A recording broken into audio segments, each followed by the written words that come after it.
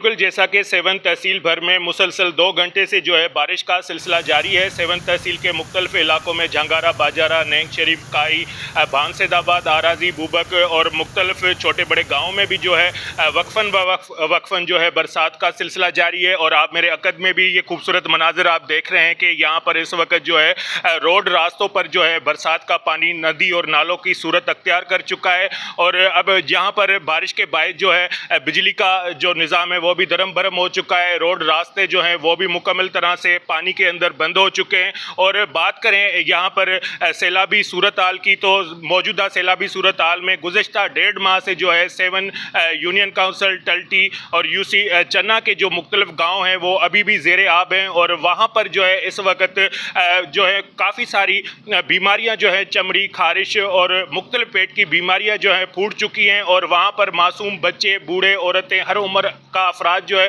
مختلف بیماریوں میں مبتلا ہو چکا ہے۔ یہ وزیر اعلیٰ سندھ سید مراد علی شاہ کا آبائی حلقہ انتخاب ہونے کے باوجود بھی یہاں پر ابھی تک جو ہے سیلاب زدگان میں کوئی امدادی سرگرمیاں نظر نہیں آ رہی۔ اور یہاں پر خاص طور پر صحت کے حوالے سے بڑا فقدان نظر آ رہا ہے۔ اور یہاں پر مقامی لوگوں سے جب ہم نے بات چیت کی تو انہوں نے یہی مطالبہ کیا ہے کہ فی الفور جو سیلابی گاؤں ہیں، جو سیلاب کے زد میں آئے ہوئے گاؤں ہیں، وہاں پر جو ہے صحت کی میڈیکل کیمپیں لگا کر لوگوں کو سہولتیں فراہم کی جائیں۔ کیمرامین ٹیم کے ہمراہ ماجد علی قریشی، C110 نیوز، 7 شریف۔